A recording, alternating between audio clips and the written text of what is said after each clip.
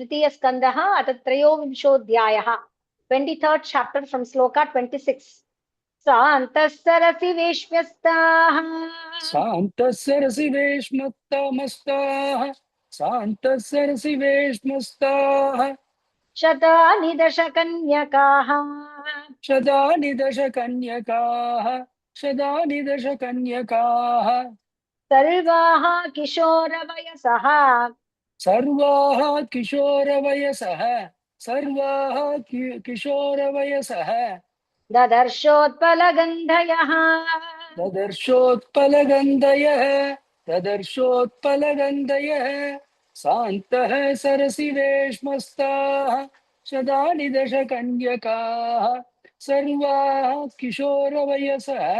ददर्शोत्पलगन्धयः तां दृष्ट्वा सहसोत्थाय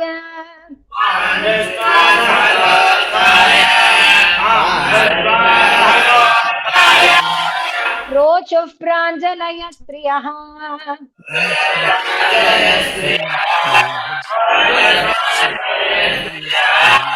वयं कर्मकरीस्तुभ्यम्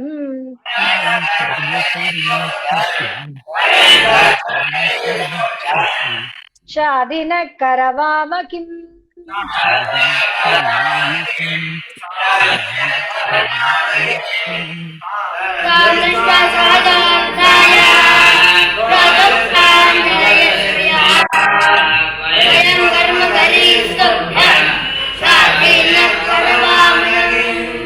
स्नानेन तामहार्हेण स्नानेन तामहार्येण स्नानेन तां महार्येण स्नापयित्वा मनस्विनी स्नापयित्वा मनस्विनीं दुकूले निर्मले नूत्ने दुकूले निर्मले नूत्ये दुकूले नूत्ने निर्मले नूत्ने ददुरस्ये च मानदाः ददुरसे च मानदाः स्नानेन तामहार्हेण स्नापयित्वा मनस्विनी दुकूले निर्मले नूत्ने ददुरस्यै च मानताः भूषणानि परार्ध्यानि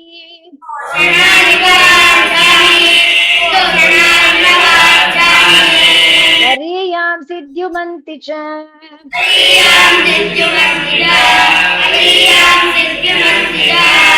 अन्नं सर्वगुणोपेतम्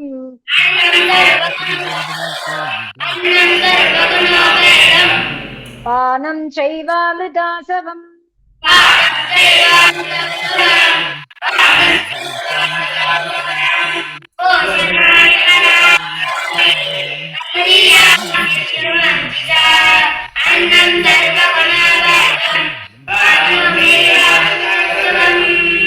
अथादर्शे स्वमात्मानम् अतादर्शे स्वमात्मानम् रग्विनं विरजाम्बरम् स्रक्विनं विरजाम्बरम् विरजं कृतस्वस्य यनम् विरजं कृतस्वस्य यनं विरजं कृतस्वस्य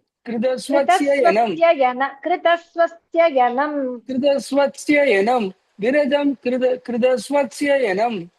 कन्याभिर्बहुमानितौ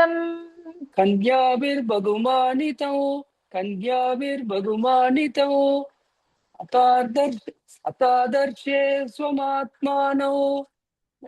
स्त्रिक्वनौ निदजाम्बरौ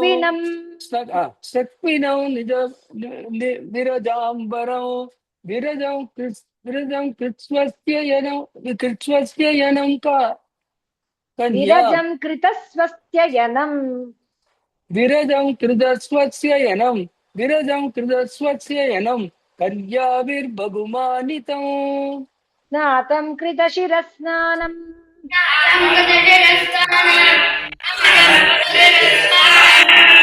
सर्वाभरणभूषितम्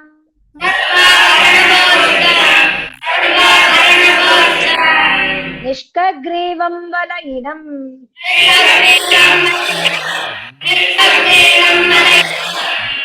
योजत्काञ्चननूपुरम्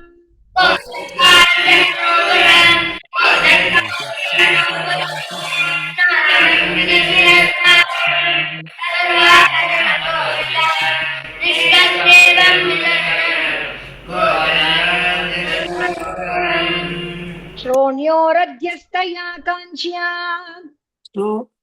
सोऽद्योरत्यस्तया काञ्च्या सोऽद्योरत्यस्तया काञ्च्या काञ्चन्या बहुरत्नया काञ्चन्या बहुरत्नया काञ्चन्या बहुरत्नया हारेण च महार्हेण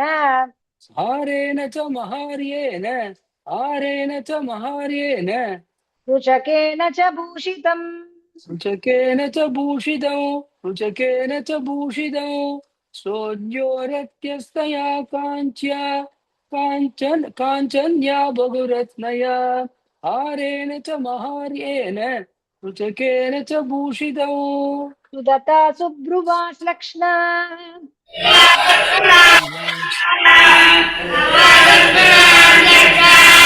युद्धापाङ्गेन चक्षुषा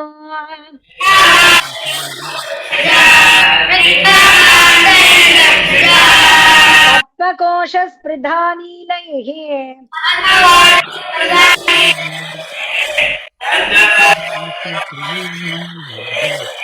अलकैश्चलसन्मुखम्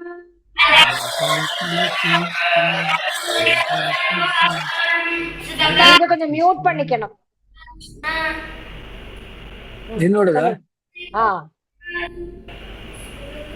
சுததா சுப்ருவாஸ்லக்ஷ்ணா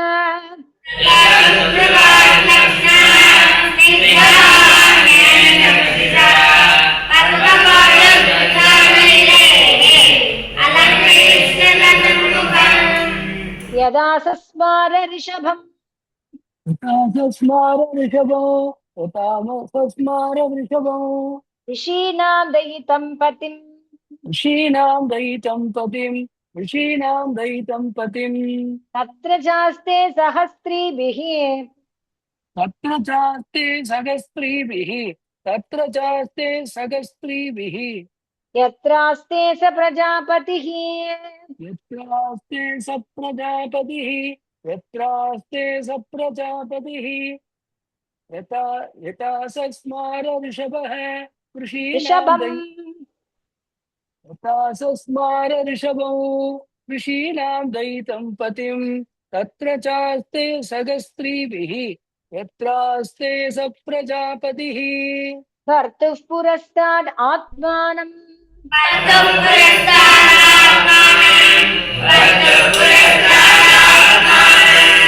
त्रिसहस्रवृतं तदा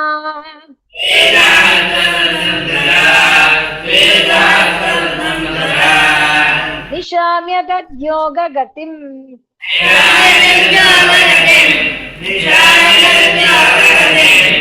संशयं प्रत्यपद्यत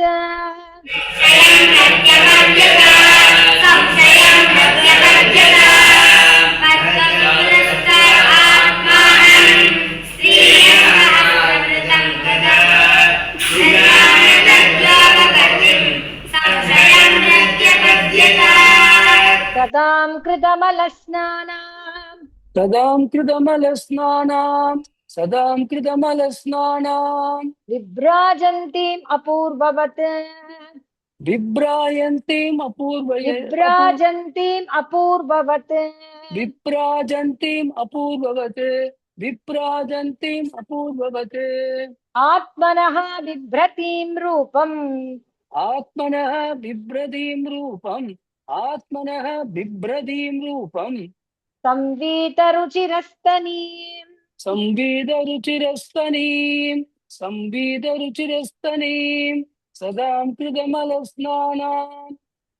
बिभ्राजन्तीम् अपूर्ववत् आत्मनो बिभ्रतीं रूपं रुचिरस्तनीं विद्याधरी सहस्रेण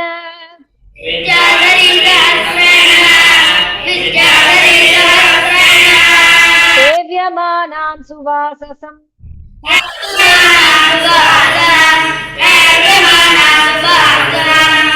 जातभावो विमानं तत्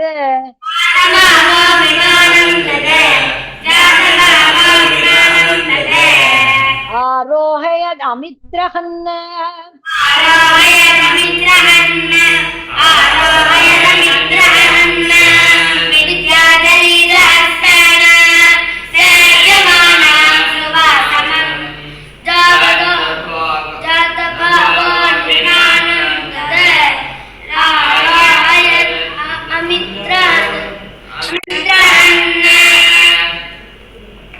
तस्मिन् अलुप्तमहिमा प्रिययानुरक्तः तस्मिन्नलुप्तमहिमा प्रियमाणुरक्तो तस्मिन्नलुप्तमहिमा प्रियमाणुरक्तो प्रिययानुरक्तः प्रिययाणुरक्तः प्रिययाणुरक्तः विद्याधरीभिरुपचीर्णवपुर्विमाने उपचीर्णव पुर्विमाने उपचीर्णवपुर्विमाने उपचीर्णव पुर्विमाने उपचीर्णव पुर्विमाने बभ्राज उत्कच कुमुद्गनवानपीच्यः बभ्राज उत्कच कुमुत्कनगानपीच्य बभ्राज पीच्यः पीच्यः बभ्राज उत्कच कुमुत्कनवानपीच्यः ताराभिरावृतैवोडुपतिर्नभस्तः ताराभिरावृतैवोडुपदिर्नभस्तः ताराभिरावृतैवोडुपदिर्नभस्तः तस्मिन्नलुप्तमहिमा प्रिययानुरक्तः उपचीर्णवपुर्विमाने बभ्राज उत्कच कुमुत्कणवानपीच्यः ताराभिरावृतैवोडुपदिर्नभस्तः तेनाष्टलोकपविहारकुलाचलेन्द्र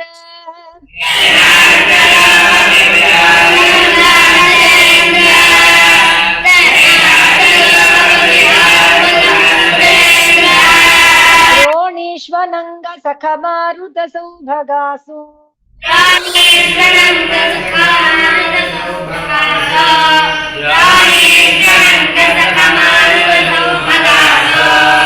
तेनाष्टलोकपविहारकुलाचलेन्द्र द्रोणीष्वनङ्गसखमारुत सौभगासु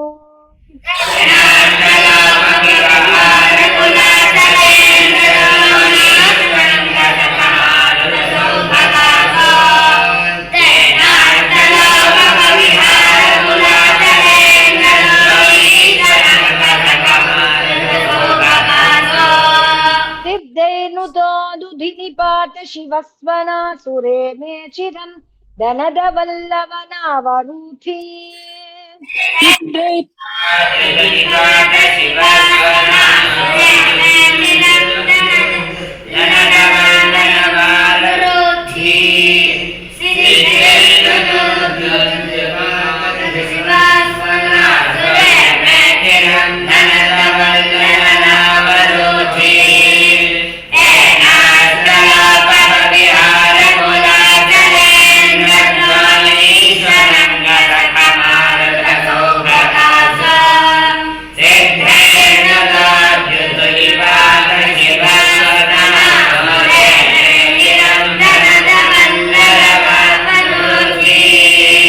वैशम्बके सुरसने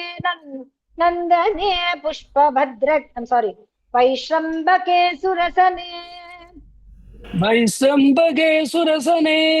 वैश्रम्भगे सुरसने नन्दने पुष्पभद्रके नन्दने पुष्पभद्रके मानसे चैत्ररत्ये च मानसे चैत्ररत्ये च सरे मे रामया रतः सरे मे रामया रतः वैशम्भगे सुरसने नन्दने पुष्पभद्रके मानसे चैत्ररत्ये च सरे मे रामया रतः राजिष्ठुना विमानेन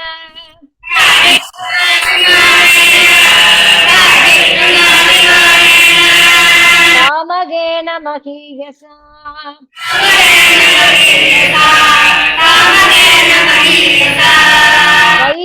वैमानिकानत्यशेत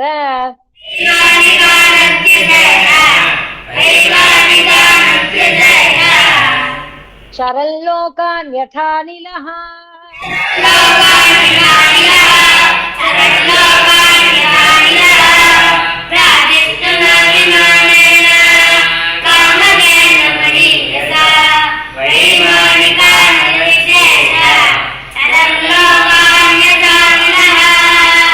किन्दुरापादनं तेषाम् किं दुरापादनं तेषां किं दुरापादनं तेषां पुंसामुद्धाम चेतसाम् पुंसामुद्धाम चेदसा पुंसामुद्धाम चेदसाम् ऐराश्रितस्तीर्थपदः ऐरासिदस्तीर्थपदः ऐरासिदस्तीर्थपदः शरणो व्यसनात्ययः चरणो व्यवसानात्ययः चरणो व्यवस्था व्यसना व्यसनात्ययः व्यसनात्ययः चरणो चरणो व्यसनात्ययः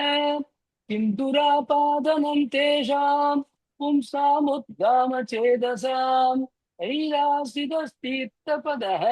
चरणो व्यसनात्ययः प्रेक्षयित्वा भुवो गोलम्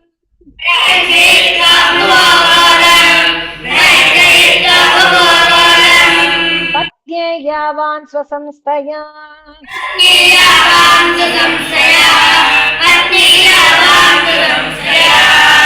बहुवाश्चर्यं महायोगी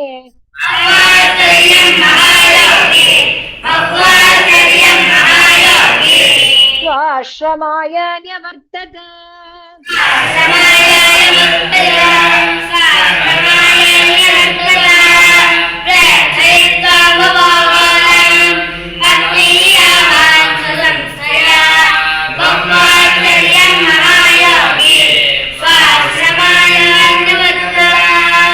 विभज्य नवधात्मानम् विभज्य विभज्य नवदात्मानौ विभज्य नवदात्मानौ मानवीं सुरतोत्सुकाम् मानवीं सुरदोत्सुकान् रामां निरमयन् रेमे रामां निरमयन् रेमे वर्षपूगान् मुहूर्तवत् वर्षपूगान् मुहूर्तवदे विभज्य नवदात्मानौ मानवीं सुरदोत्सुकान् रामां निरमयन् रेमे वर्षपूगान् मुहूर्तवदे तस्मिन् विमान उत्कृष्टान्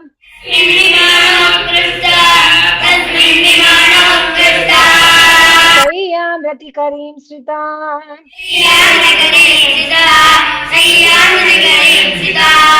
न चाबुध्यत तं कालम्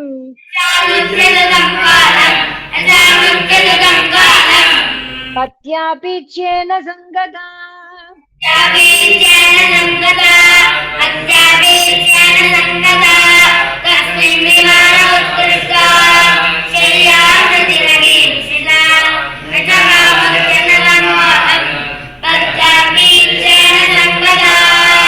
एवं योगानुभावेन दम्पत्यो रममाणयोः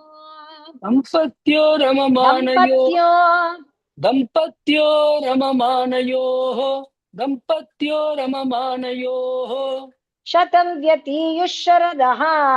सदं व्यदीयुः शरदः कामलालसयोर्वनाक् कामलालसयोर्मनाक् एवं योगानुभावेन सम्पत्यो रममाणयोः शतं व्यदीयुः कामलालसयोर्मनाक् कामलालयस कामलालसयोर्मनाक् कामलालसयोर्मनाक् कामलालसयोर्मनाक् तस्याम् आधत्तरेतस्ताम्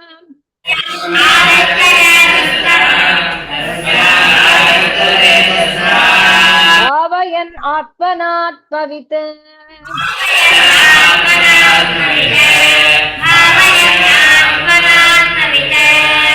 नोधा विधाय रूपं स्वम्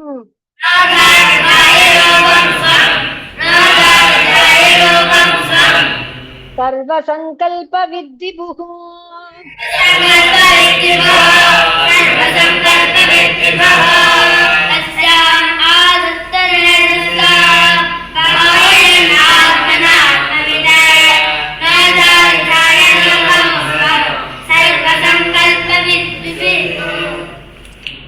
अतः सा सुषुभे सद्यः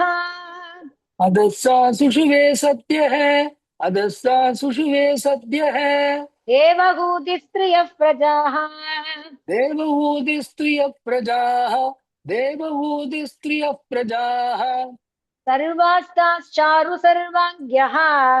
सर्वास्ताश्चारु संग सर्वाङ्ग्यः सर्वास्ताश्चारु सर्वाङ्ग्यः लोहितोत्पलगन्धयः लोगिदोत्पलगन्धयः लोगिदोत्पलगन्धयः अदस्सा सुषुवे सत्यः देवहूति स्त्रियः प्रजाः सर्वास्ताच्चारु सर्वाङ्गो लोगिदो सर्वाङ्ग्यः सर्वाङ्ग्यः लोगिदोत्पलगन्धयः पतिं सा प्रव्रजिष्यन्तम्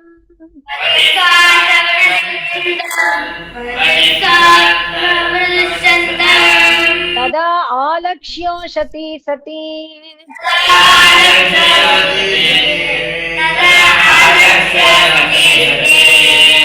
मयमाना विक्लवेन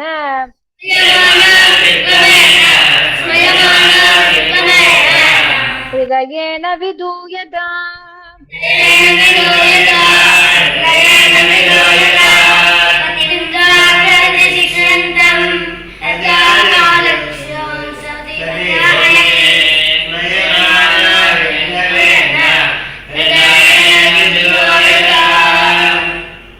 लिकन्त्यधोमुखी भूमिम् निकन्त्यदो मुखी भूमिं निकन्त्यदो मुखी भूमिं पदानकमनिश्रिया पदानकमनिश्रिया उवाच ललितां वाचम् उवाच ललितां वाचम् निरुद्याश्रुकलां शनैः निरुद्याश्रुकलां शनैः लिकन्त्यदो मुखी भूमिं पदानकमनिश्रिया उवाच ललितां वाचम् निरुद्याश्रुकलां शनैः देवहूतिरुवाच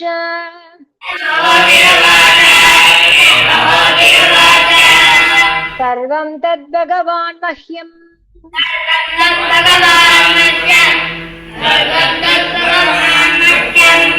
उपोवाह प्रतिश्रुतम्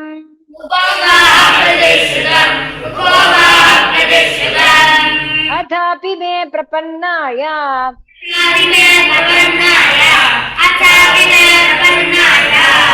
अभयं दातुमर्हसि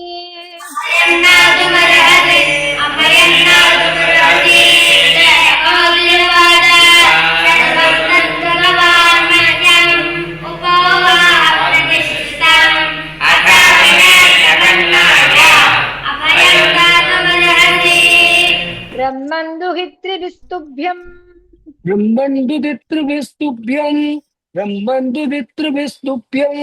विमृग्याः पदयः समाः विमृग्याः पदयः समाः कश्चित् स्यान्मे विशोकाय कश्चित् यान्मे विशोकाय त्वयि प्रव्रजिते वनम् त्वयि प्रप्रजिदेवनो त्वयि प्रव्रजे प्रव्रजिते वनम् प्रव्रजिदेवनौ त्वयि प्रव्रजिदेवनौ ब्रह्मन्तु गितृभिस्तुभ्यं विमुर्ख्यापदयः समाः कच्चित्यात्मे विशोकाय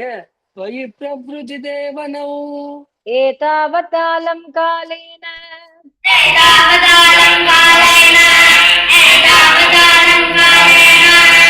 व्यतिक्रान्तेन मे प्रभो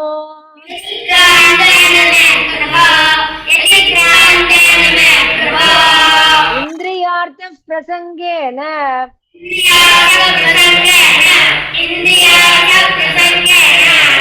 परित्यक्तपरात्मनः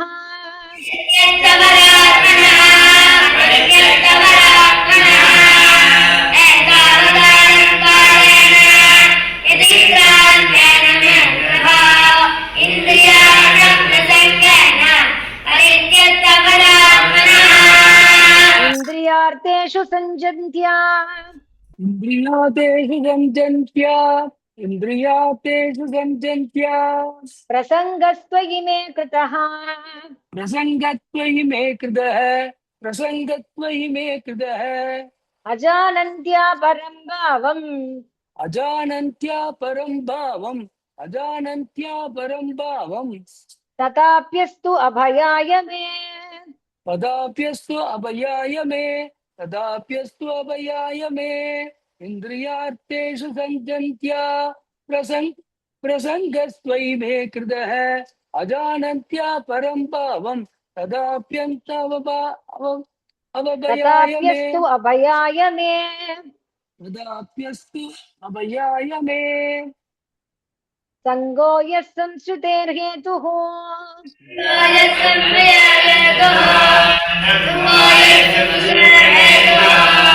असत्सु विहितो धिया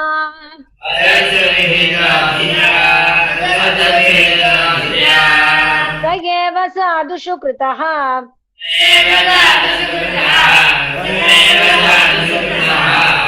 निस्सङ्गत्वाय कल्पते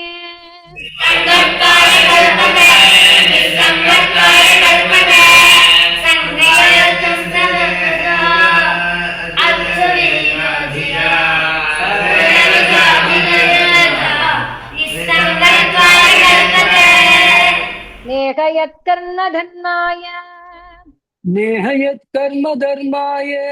नेहयत्कर्म धर्माय न विरागाय कल्पते न विरागाय कल्पते न तीर्थपदसेवायै न तीर्थपदसेवायै जीवन्नपि मृतो हि सः जीवन्नपि मृदो हि सः नेहयत्कर्म धर्माय न विरागाय कल्पते न तीर्थपदसेवायै जीवन्नपि मृदो हि सः साहं भगवतो नूनम्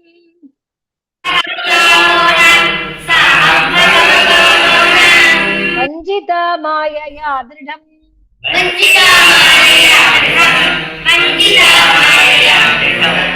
त्यक्त्वा विमुक्तिदं प्राप्य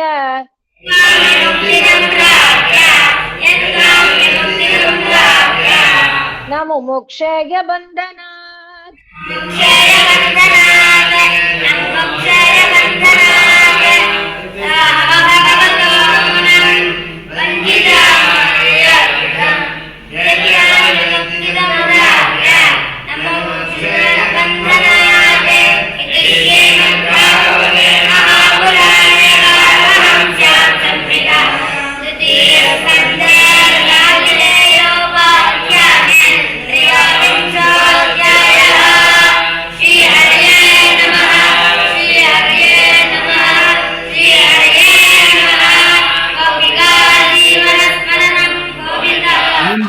गोविंद